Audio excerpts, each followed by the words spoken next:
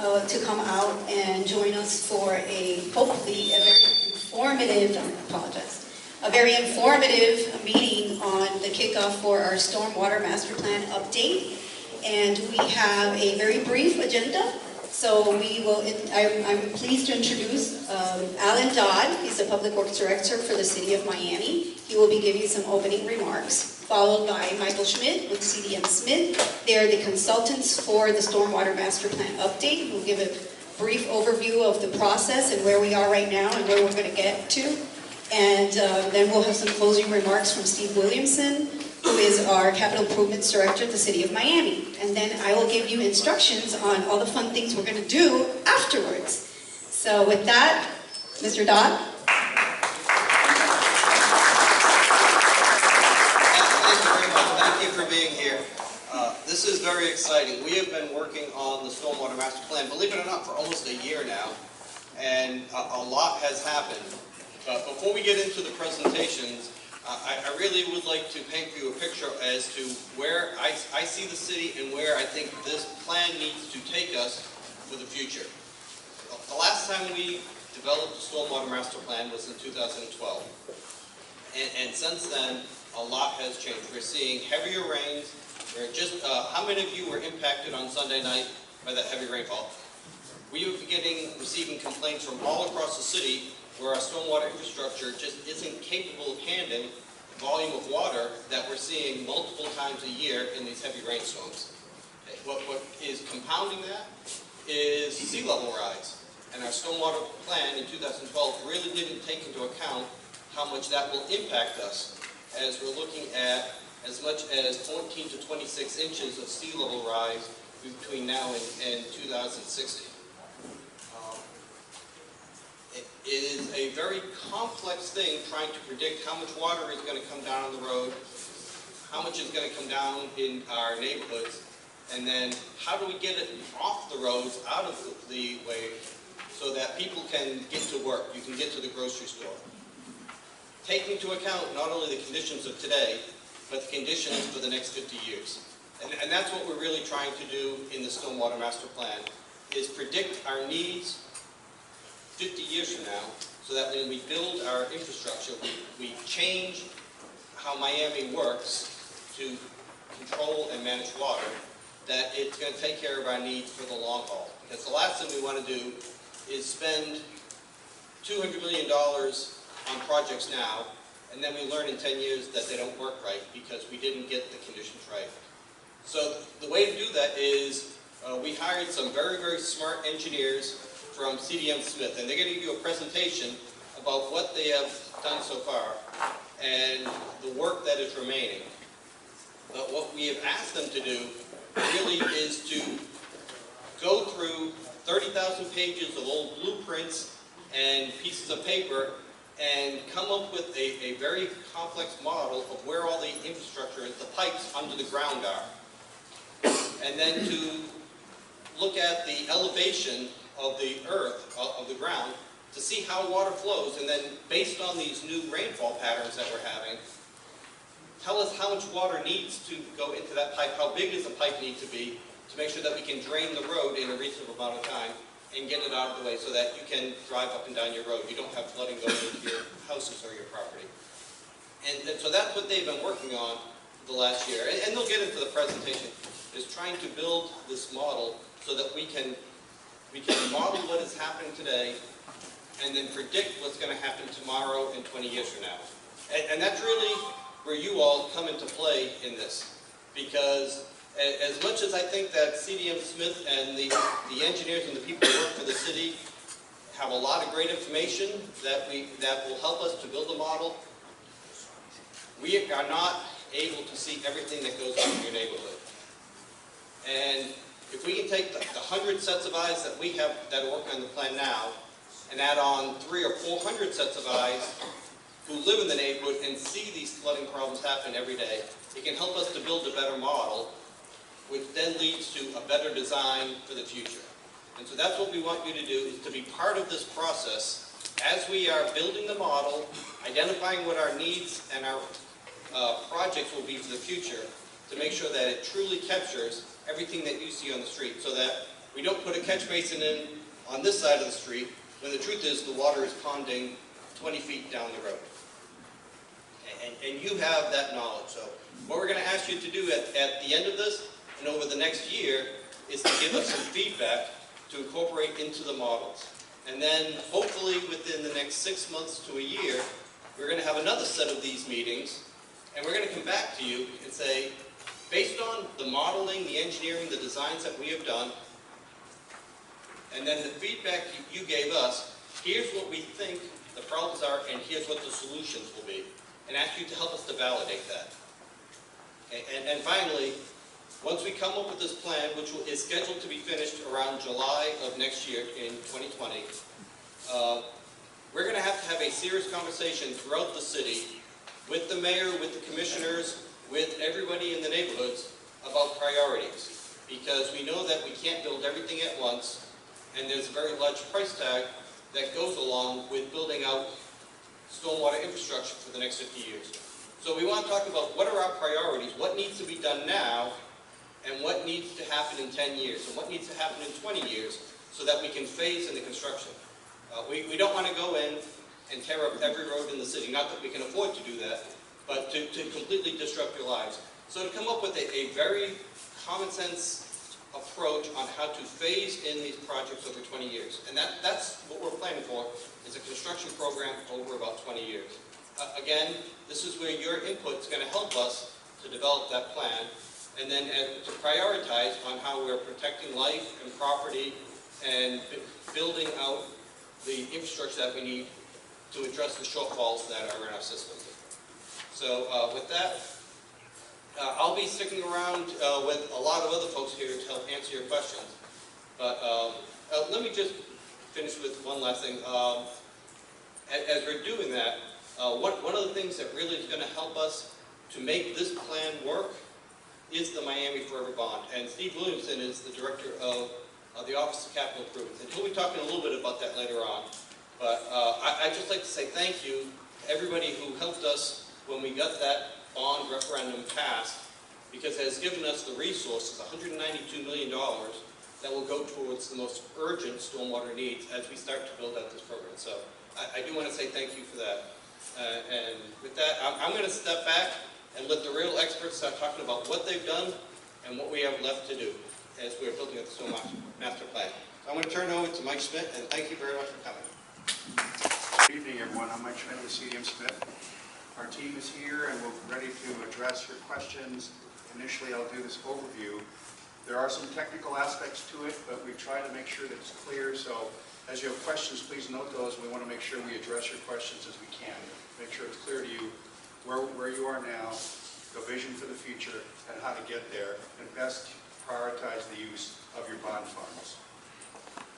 So we'll introduce you to the plan itself, the goals, policies, and activities. We want to get your input, as Ellen said, for problem areas, what you're seeing, trends. We'll present the next steps in this process, this beginning of the journey. And in the interactive stations, as you saw back there, to go into very specifics on each topic. So, as you know, you have many watersheds within the city and neighborhoods, and we're focusing on Shorecrest, the coastal Upper East Side, coastal Wynwood, Edgewater, and Venetian Isles. But there will be a series of workshops going through the rest of the city so everyone can see what's going on and be aware of the program. A lot of considerations going in. A comprehensive plan, as we're looking at, will consider all these factors. And so, obviously, when it rains hard, flood protection. Biscayne Bay is why you're here, the beauty of it. So protecting that precious, outstanding Florida water resource. Managing land use and figuring ways that land use can scope into the landscape and be part of a green solution. How can everybody catch water on your roof, landscape your yards to catch storm water, to water your plants, which reduces what you use for consumptive use that further protects your aquifer and reduces saltwater intrusion. Looking at sea level rise, of course, and one of the questions in the audience, how certain is this? Well, it's uncertain. That's why we build in safety factors and ranges of adaptable opportunities to implement in the future so that you can be prepared. Plan B, Plan C. There's something called Murphy's Law, you may be aware. Whatever can go wrong will go wrong at the worst time. Our family is a little bit defeatist at times. We say the corollary to that is whatever cannot go wrong will also go wrong at the worst time. So be ready for whatever happens.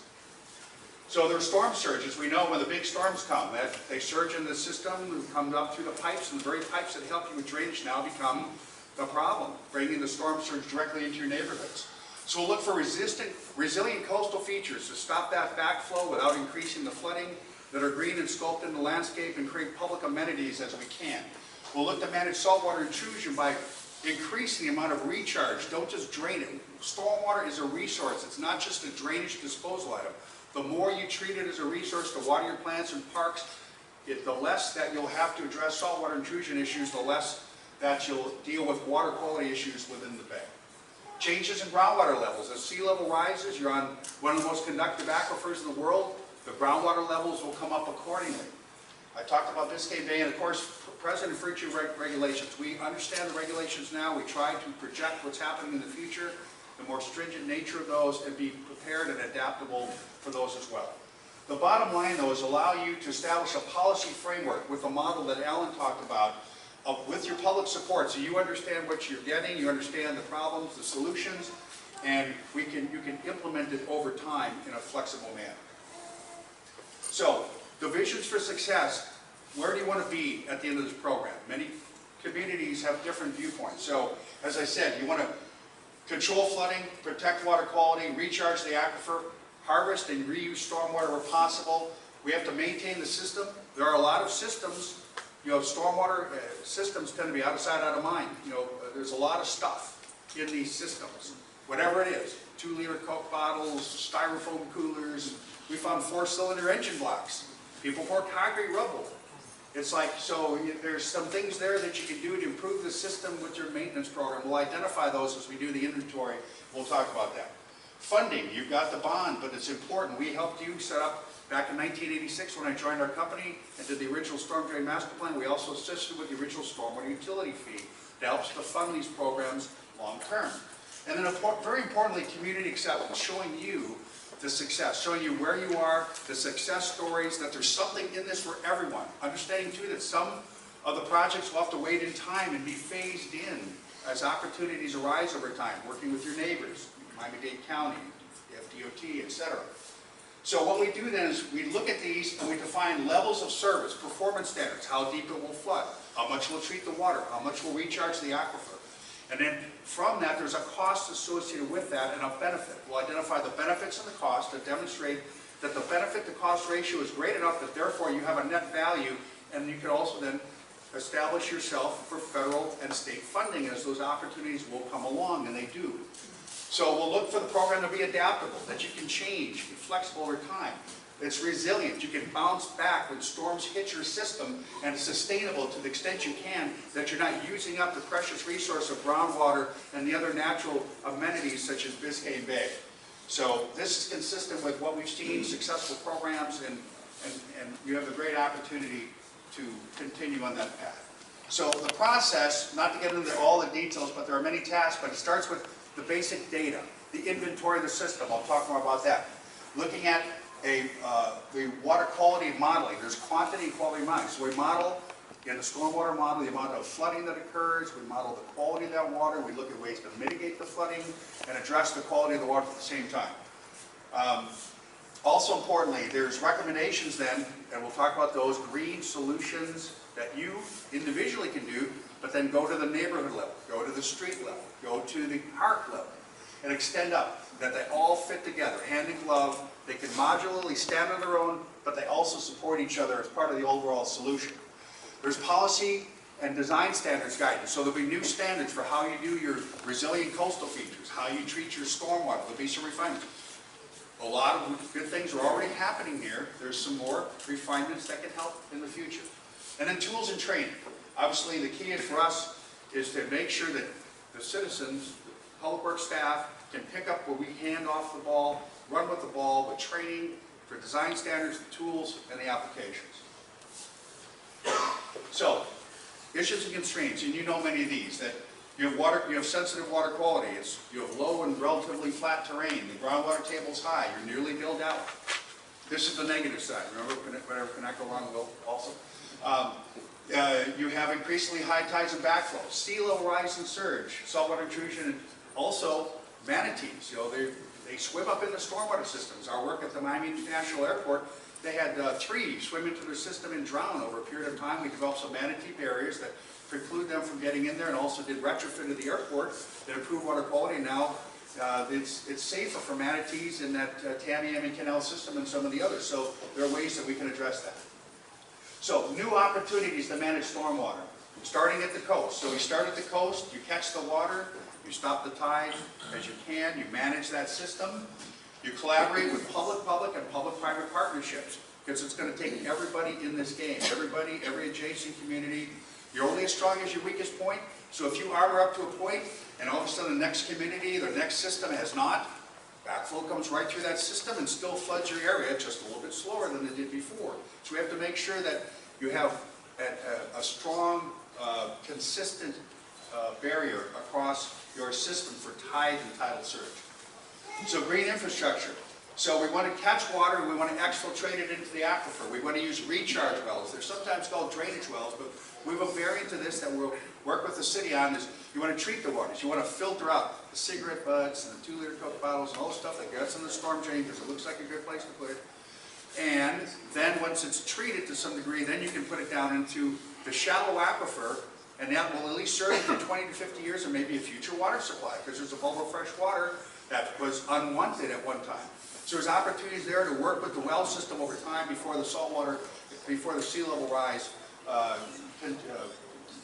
diminishes that opportunity. So, as I mentioned, landscaping and bioswales, this is a great option, whether it's catching on the roof or having plants along the side of the building or having rain gardens or landscape swales. There's a lot that you do. Everybody, by the way, everybody also wants shaded parking if you can in the summer. So instead of having those elevated planters when you do a parking lot, you can recess the plant, put in shade trees. Now the stormwater with the nutrients, water the plants, grow the trees, you create shaded parking, it reduces the flooding, reduces the pipe sizing, and it's like a 3 or 4 for 1 coupon with opportunities there to manage stormwater. Retention and retention. These are some of the larger lake systems you see. When you're built out, those are less likely, but we'll look at those.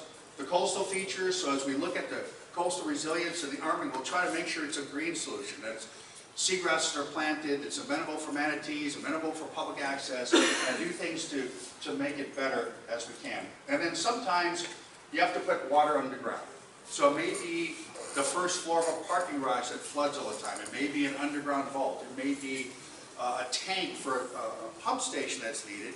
But you don't have to pump all that water. You can put recharge wells inside that tank and send some of that water down the aquifer. You can also have that tank available to water your park and use that as a source of water supply. So ongoing work. We are in the field now. You'll see the teams out there. There's several crews working now in the jackets. They're doing inventory. As Alan said, we went through, and it was 30,000 or so public records. Some of the same records I'll share with you that I, as a junior engineer with our firm in 1986, that I used for the original master plan are still there now and are being converted to digital files. The cool thing is now that data has been sorted, it's been evaluated for its applicability, it's being updated, we've identified the gaps, it'll be in digital framework, so the city can then have an automated maintenance record system. They can support design of projects, they can share information with you, so the digital database will be huge. There'll also be a flood gauge network, so we can help to validate the storm events with your complaints, correlate the model to that to make sure that we have as accurate an estimate of the flooding and thereby the solution as possible. And of course the models are built from this myriad of data.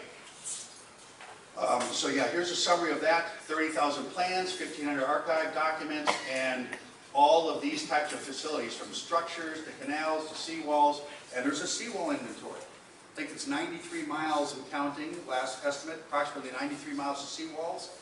About half of them are, I think actually the majority are privately owned. And about half of the city, about half of the, pardon me, the half is about half of your shoreline has a seawall or some type of a barrier. So we're looking at where they are, what they are, how high they'll need to be, And of course, again, you're only as strong as your weakest point. So if you have a great seawall here, and then you have a gap there, and then water comes over, and so at some point that will be an issue. Coordination of implementation, very important. So we're, as I said, developing this digital map. These are pretty pictures to show that. We can show that later, so nothing other than what I've said there. Now this is very interesting. As you know, Miami-Dade County is the 311 call-in database. We have the floodplain maps from FEMA. So the call-in database, these are the dots. The floodplain is in blue and magenta and green. So you can see the Miami River floodplain, for example, here, the floodplain along the coast. Not unexpected. And then the dots from the different complaint areas. And then we had some other dots. We did, in addition to the 86 plan in '99, we did a study in Wagner Creek. And there was a series of problem areas there that we've identified, and they're showed up as dots as well. So what this does is it helps us understand where the flooding is. Then we can look at the nature of the flooding and understand the best solutions to solve that without simply moving the problem to someone else's neighborhood. Because someone always lives downstream, even when you get to the bay. The manatees live downstream, don't they? So someone else lives downstream. Now this is illustrative, and of course it might be hard for you to see. There are front row seats, by the way, if someone wants to sit down. Come right up. But this next graphic, as a team, because we have these wizards with computer technologies these days, these kids, right? And so then they take this and they take this cluster of points, and this I found very illustrative. So here's that floodplain again in blue. Here's the topography, by the way. You can see the higher round gold parts. That's the higher terrain. The lighter green is where it gets lower. And you can see the floodplain, not surprisingly, corresponds with the lower areas, as you would expect. But also, as you see, there's some clusters of issues. So here, these are kind of showing up, and these appear to be, in many cases, former mangrove stream bed areas that were filled over time, development encroaches, and now you wonder why it floods, and it's because there used to be a small stream through there. Or there used to be mangroves there. So we'll look for opportunities to connect the dots for solving the problem, but we're not just going to look at opportunities to make bigger pipes, because bigger pipes means the tide can come back in faster. Bigger pipes are very costly, and bigger pipes can pollute the bay. So what you want to do is opportunities, again, to catch the water, store as you can, and along the way cascade the solution. So everyone has a piece of the solution in their neighborhood. Everyone is part of that as you move forward. So we have some preliminary results. Our modeling expert, Dr. Tom Nye, is here. He'll be able to talk about these really cool tools, but this shows results for shortcrest, so recognizing the neighborhood, and a bunch of little lines and squiggles there show the model, but then we can see this is some of the initial projections. This might be for Irma. So this is the combination of tidal surge and rainfall. Irma, as you know, did not have a lot of rainfall for flooding, but the tidal surge was very significant. So we're looking at both, the joint events of rainfall with tidal surge and how to best manage both. So to do that, and the performance standards I talked about earlier, the level of service, we look to try to make sure that we keep flooding out of homes and buildings. We keep evacuation routes and emergency access routes passable for police, fire, ambulance, evacuation. So that is the plan. We know in Florida sometimes it rains hard. In fact, often it rains hard. It just did Sunday, right? And so some shallow, short duration ponding of flow in the streets is normal. But you don't want it to the point where it swamps your car. Or when you get out, you get a giant soaker. So we're going to look at opportunities to manage the water. But streets are a very important part of your system to store and convey water. And we will continue to recommend that to be part of the solution, because otherwise you're into having to buy properties and tear things down to build large storage. So the more you can use your streets, the less you impact individual properties. And you can do that in sequence with your water improvements, your wastewater improvements, your transportation improvements, coordinating with DOT, the county, and others. So there's opportunities there then to leverage funds. So we'll look at opportunities to manage that level of service, that flood protection standard as we move forward. We know sea level rise is on everyone's mind. We understand, we're seeing it too. In Florida in the last 100 years, it averages about 9 inches along our coast. When we looked at the data most recently, such as in here, and we see, so for example, and this is, well, Andrew's back there, and Irma's in there, and Maria and others, and so you see these events that cause tidal surge. And this over time shows the plot of depths over time. You've probably seen these from the Southeast Florida Climate Compact. There's the high projection, the mid-range projections, and the low projections. This is a trend line. This is what's happening now if things basically stopped melting. And there's some big icebergs melting in different parts. And the land-based ice is the most vital here, by the way, the most impactful.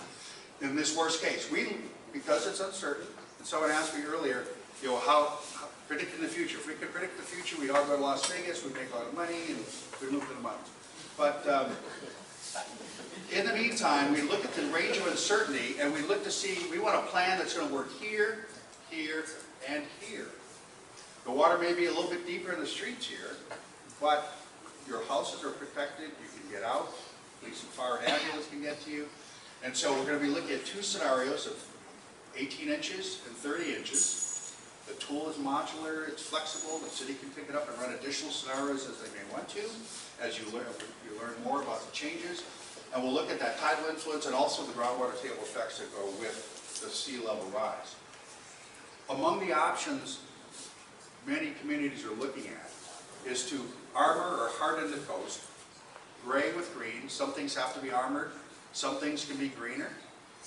Raising or flood-proofing critical infrastructure, emergency evacuation facilities, critical pump stations, other critical infrastructure, and relocating, in some cases, relocating critical infrastructure or at-risk populations. We'll see what that amounts to be here. And generally, most communities find a combination. Some of this, some of this, some of that. So we'll see the best solution that maximizes the benefit for the cost is what we'll be seeking. So we're almost ready for the fun part to go with the interactive. But as I get near the close here, so green infrastructure, these green solutions provide multiple benefits. So they do these things. They reduce flooding, they protect water quality because you treat that first flush that's hotter, more concentrated, and adversely impacts the water quality. The plan will be adaptable. We'll work on recharging the aquifer where we can, reduce saltwater intrusion, and also looking at opportunities for public-private and public-public partnerships. So, next steps. We want to continue to get your input, such as the interactive sessions. We're going to continue doing survey and database work, the inventory in the field. We're putting it into the models. Now in parallel, we have enough data to start building the stormwater models. We'll vet them versus the actual storms. We can talk more about that. And then we'll also be making recommendations for maintenance. We know, as we talked a little bit earlier, people throw things in the storm drains and some of those get really plugged up bad. And so if we find something that's really plugged up bad, obviously then the city can get out, they can clean it out.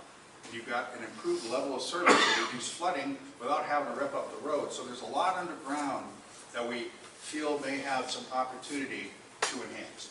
Now, for a faster early out solution in concert with new things that you will need to build. There's a flood gauge network that I talked about. We'll be looking at the alternatives for benefits and costs. Identify then a prioritized capital improvement program, phase 1, phase 2, phase 3, and then develop standards as people redo their seawalls, redo the coast, and redo aspects.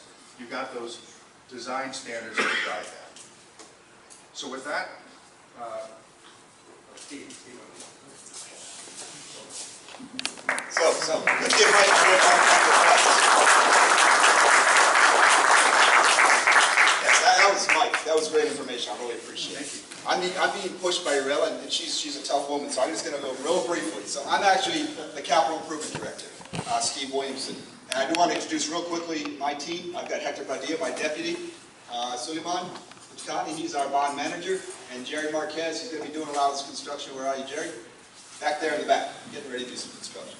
So we are the ones who actually get to do this work once it's identified and we start to prioritize this. So as you know, the bond was passed this year, and just this past year, last year, and just this past year, we began some of the sea level rise and flood prevention projects. We identified 6 of them, and we identified as demonstration projects that are completely different. We have waterfront, bayfront, we have riverfront, we have a stormwater, we have a pump station, we have roads, and we also have drains. So what we're trying to do is to analyze what type of projects are out there and learn from these projects. And then of course we're going to take this information, Stormwater Master Plan, add that into what we're doing. And then also in the back, we have the short crust area plan. So all these three things are coming together. And then over the summertime, as we start to bring in this information, we're going to start to identify criteria. Criteria that begins the model for the next selection of the next projects that go into the bond. So this is a very, very deliberate and strategic approach as we go through. You heard Alan mention earlier, right now we have $192 million, $200 million placed against sea level rise, flood prevention. We're going out to get more money, and we expect that to be much more as time goes on. But we need to make sure we use our resources very smartly, very strategically. So that's what this is all about. This is what we need from you. Please give us information. Help us make those important, deliberate deliberate decisions, and then we'll come back to you to get your feedback when it's time to go forward. So with that, Irela, the floor is yours. Thank you. Thank you, everyone. Again, it's a collaborative process with our residents, and we are going into every single neighborhood, and I just wanted to give some quick instructions on how we're going to work today. And you guys, I'm going to ask you guys to do a little work, not a lot, but we have obviously our Stormwater Master Plan update station, and there are some posters of maps of neighborhood-specific areas, and we have these really cool little colorful dots representing different types of flooding, and we would like your input. All you have to do is stick a dot where you feel that, like what kind of flooding you've seen and where. That really actually makes a big difference for us. We also have this 311 app. This is another very cool tool. Everybody has a phone here, I hope. If not, there's plenty of dots too. But please download the app. It's very easy. We have folks here at the resilience table that can help you with that. We're also going to be running a slideshow. I think everyone hopefully knows how to download the app. And then what's critical about that app is when you see flooding anywhere in the city, please take a photo, send us the information, and it's very important that you give us the date and the time. That way we can plug it into the model, and it just helps tremendously with that. We also have the Shorecrest flood mitigation area. We have 88 consultants, and they're working on that project, and I see that map is already full of dots, so it's a very popular area. And but again, the city is taking charge on that, and we have the resilience table working on sea level rise and adaptation and all sorts of amazing things with Jane Gilbert's office. And we have, as Steve mentioned, some of the samples of the projects that the bond is already engaging in, and some future packages that are coming out as well. So with that, thank you so much again for coming. We really want your input. Stay involved. I hope everyone gave us your emails so we can continue conversation. As we see, we are in phase 2, so there's a lot of work to do, and then we'll come right back at the end of this process to kind of deliver what we found and the priorities, hopefully. So with that, thank you for coming, and enjoy the dots and the apps.